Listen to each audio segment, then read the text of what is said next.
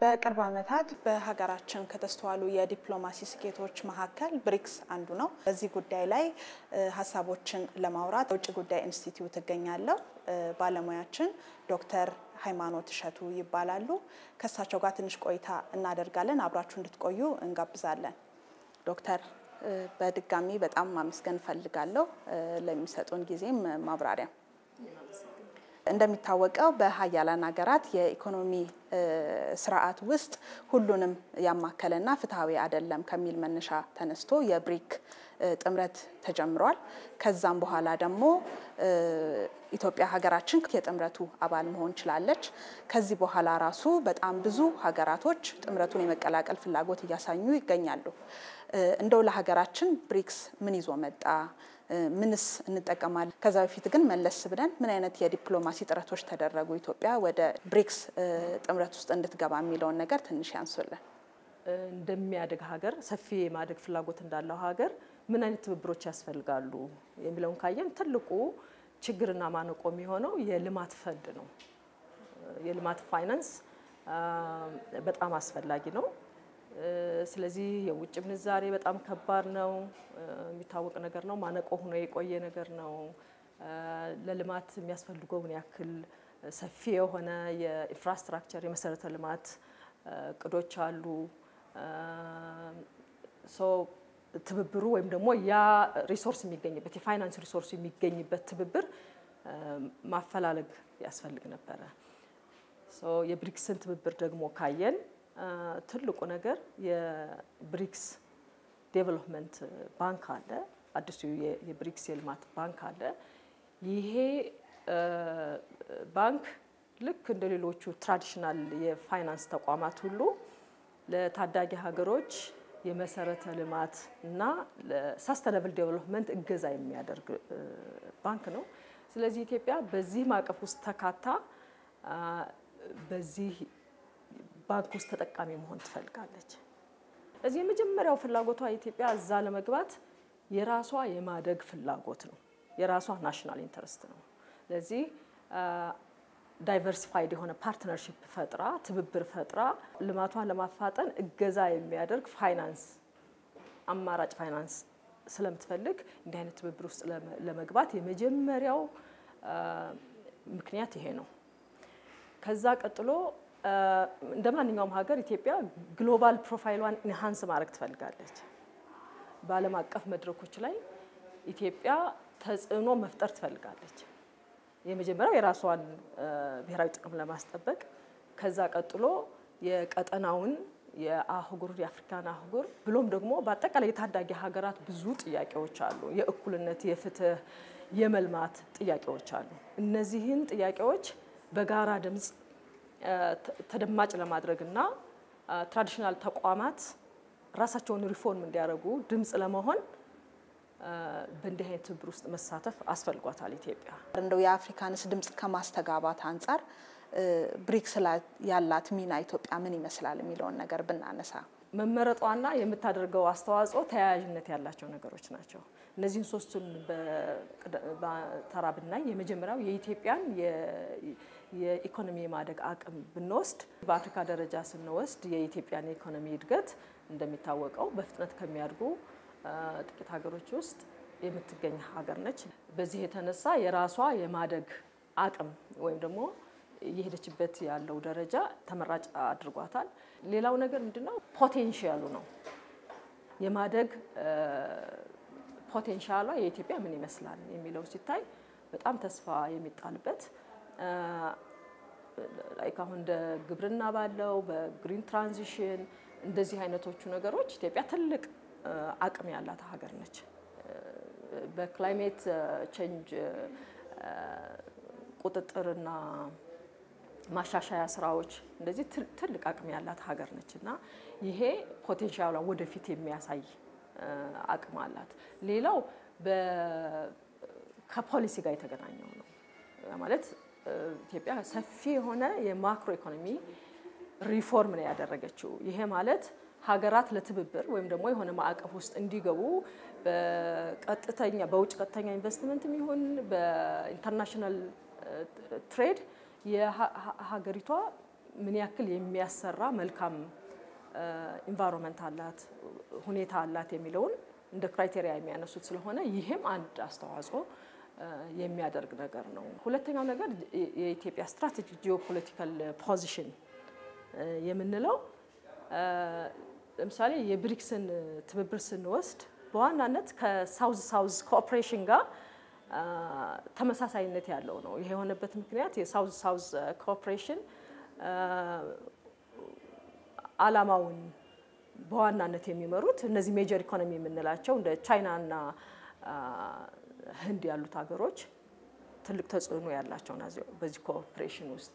ምክንያቱም ዓላማው ፍትሃዊ የሆነ ተጠቃሚነት ፍትሃዊ የሆነ ልማት በዓለም ላይ ይኑር የሚለው ስለሆነ ሚሽኑ የሳውዝ ሳውዝ ኮኦፕሬሽን። ይሄን ስናይ ታዲያ ኢትዮጵያ ምንድነው እዛ ውስጥ መግባቷ ብሪክስ እንዲመርጣት የሚያስችለው ምንድነው ብለን ካየን አንደኛ ይሄ ሳውዝ ሳውዝ ኮኦፕሬሽን አስኳሉ ለብሪክስ አስኳል የሆነው ሚሽን ወይም ደግሞ ፍላጎት ኢትዮጵያ ብሪክስ ውስጥ ብትገባ ምን ታግዘዋለች የሚለው ሲታይ የኢትዮጵያ በቀጠናውና በአህጉር ውስጥ ያላት ኢንፍሉዌንስ ወይም ደግሞ ተጽዕኖ ግምት ውስጥ የሚገባ ነው። ይሄ በተለያየ መንገድ ሊገለጽ ይችላል። በግልጽ የሚታወቅ ነገር ስለሆነ አንደኛው ኢትዮጵያ በቀጠናው ውስጥ ወይም ደግሞ በአፍሪካ ደረጃ በታሪክ አንደኛ ነፃነቷን ያስጠበቀች ሀገር በመሆኗ፣ ሁለተኛ ከዚሁ ጋር ተያይዞ የአፍሪካ ህብረት መቀመጫ የዲፕሎማሲ ሀብ በመሆኗ፣ ሌላው በቀጠናው ውስጥ የሰላምና የጸጥታ ለማስከበር ያላት ኮንትሪቢዩሽን፣ እንደዚሁም ደግሞ ዓለም አቀፍ ተቋማትን በመመስረት ከዩኤን ጀምሮ አፍሪካ ህብረትን ጨምሮ እንደዚህ አይነት ተቋማትን ነን አሊያንስ ሙቭመንት በብዙ ኮኦፕሬሽን ኢንተርናሽናል ኮኦፕሬሽኖች ውስጥ የመመስረት አብራ የመስራት ልምዷ ከፍ ያለ ስለሆነ በአፍሪካ ውስጥ የሚሆኑ በቀጠናው ውስጥ ለሚሆኑ ነገሮች ኢትዮጵያ ጋር የሚሆን ትብብር በአህጉሩ ላይ ወይ በቀጠናው ላይ ከፍተኛ የሆነ ተጽዕኖ መፍጠር እንደሚችል የሚታመን ነገር ነው። በዚህ የተነሳ ብሪክስ ኢትዮጵያን ማስገባት ከወደደበት ወይ ካስቀደመበት ምክንያት አንዱ እንደሚሆን አምናለሁ። ሌላው የዲፕሎማሲ ጥረቶች ናቸው። ልክ ቅድም ስናነሳቸው የነበሩት ከድሮ ጊዜ ጀምሮ የኢትዮጵያ ለገሲ የሆኑ የዲፕሎማሲ ስራዎች እነሱ ቀጥለው እስካሁን እስካለንበት ድረስ ኢንፍሉዌንስ ማድረግ ከፍተኛ ጥረት መደረጉ በብሪክስ ውስጥ ኢትዮጵያ አባል እንድትሆን ከብዙ ሀገሮች መካከል ተመራጭ እንድትሆን አድርጓታልና ያሁኑም ዲፕሎማሲ ከፍተኛ አስተዋጽኦ አለው። ብሪክስ በአጠቃላይ ምን አይነት ተጽዕኖ አለው የዓለም የኢኮኖሚ ስርዓት ላይ? ኢትዮጵያስ እዚህ መሃል መገኘቷ እንደ አባል ከተመረጡ ሀገራቶች ውስጥ እንደ አንድ ሆና መገኘቷስ ምን አይነት አድቫንቴጅ ይኖረን ይሆን?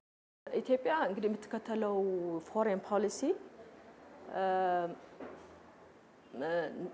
ነን አላይመንት ወይም ደግሞ ኒውትራል የምንለውና በዋናነት የራሷን ብሔራዊ ጥቅም መሰረት ያደረገ ነው። ማንኛውም ሀገር የውጭ ግንኙነቱ በራሱ በብሔራዊ ጥቅሙ ላይ ያጠነጠነ ነው የሚሆነው። ስለዚህ ከውጭ የሚሆኑት ከውጭ ወደ ሀገር የሚደረጉ ተጽዕኖዎች ወይ ፍላጎቶች ኮንሲደር የሚደረጉ ቢሆንም ኢትዮጵያ የምትከተለው የፎሬን ፖሊሲ ግን የራሷን ብሔራዊ ጥቅም መሰረት ያደረገ ከአጋርነትም ኢስት ዌስት በሚል ሳይሆን ከሁሉም ጋር መልካም የሆነ ግንኙነት እንዲኖራት የሚያደርግ ነው።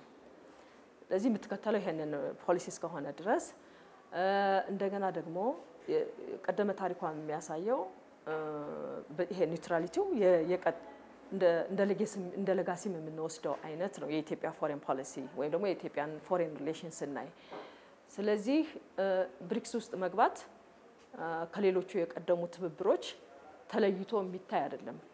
በኢትዮጵያ የኢትዮጵያን ታሪክና የውጭ ግንኙነት ታሪኳን ካየን ማለት ነው። ብሪክስ ጋር ስለተገባ የቀደሙ ግንኙነቶችን የመተካት ወይ የመሻር ነገር ሳይሆን ኢትዮጵያ የምትፈልገው ዳይቨርሲፋይ የማድረግ የማብዛት ተጨማሪ አጋሮችን ተጨማሪ ትብብሮችን ማፍራት ነው የምትፈልገውና ይሄን ኢንቴንሽን የኢትዮጵያ ዲፕሎማሲ ለማስረዳት ብዙ ጥረት እያደረገ ነው ያለው።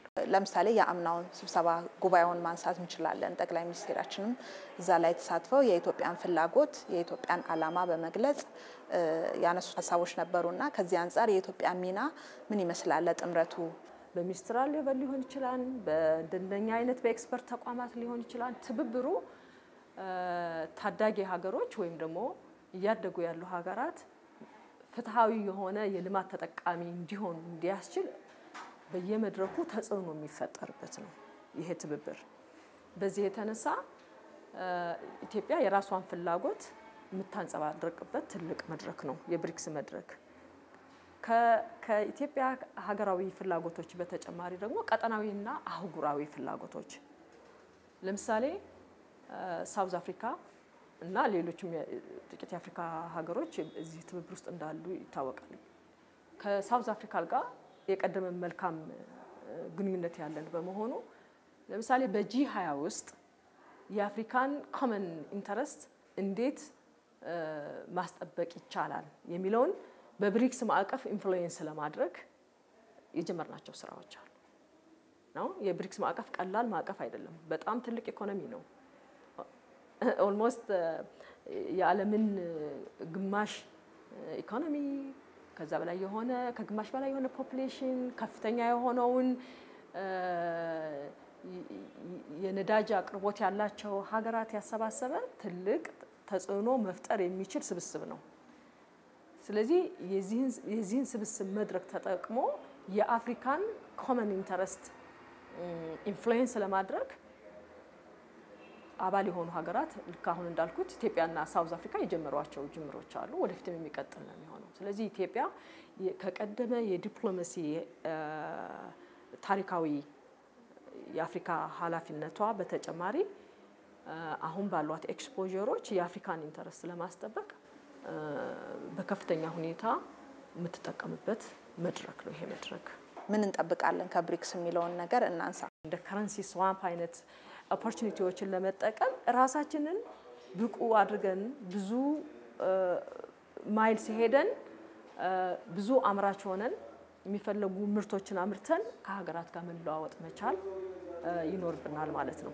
ከዚህ በተጨማሪ እንግዲህ ብዙዎች ብሪክስ ውስጥ ያሉ ሀገሮች ኢንዲያን፣ ቻይናን፣ ራሻንም ጨምሮ እንዲሁም ብራዚልን ከአፍሪካም ሳውዝ አፍሪካንም ጨምሮ ከነዚህ ሀገሮች ጋር በኢንቨስትመንትም በንግድም ጠንካራ የሆነ ግንኙነት ያለንን። ስለዚህ በዚህ ማዕቀፍ ውስጥ መሆናችን ይሄንን በጣም የሚያጠናክረው ነው። ይሄ ትብብር በዴቨሎፕመንት ባንኩም በኩል ይሁን በባይላተራል ከነዚህ ሀገራት በማዕቀፍ ውስጥ ያሉ ሀገራት ጋር ግንኙነቷን በማጠንከር በተለያዩ ስምምነቶች ድጋፍ ሊገኝ ይችላል። አብሮ የመስራት ትብብሮች ሊኖሩ ይችላሉ። ይሄንን የሚፈልጉት ለሪጂናል ኢንቴግሬሽን ከጎረቤት ሀገራት ጋር ያለው ኢኮኖሚ ትስስር እንዲጠነክር አባል ሀገራቱን በጣም የሚፈልጉት ስለሆነም ጭምር ነው። ስለዚህ ይሄ ስለሚኖር ኢትዮጵያ የራሷን የቤት ስራ አጠንክራ መስራት ይጠበቅባታል። በተለይ ማምረት ከልብን ማመሰግነው። የዲፕሎማሲያችን ስኬት የሆነውን የብሪክስ ጉዳይን የቃኘንበት ፕሮግራም ወይም ቆይታ ይሄን ይመስላል። በሌላ ጊዜ እስከምንገናኝ መልካም ቀን።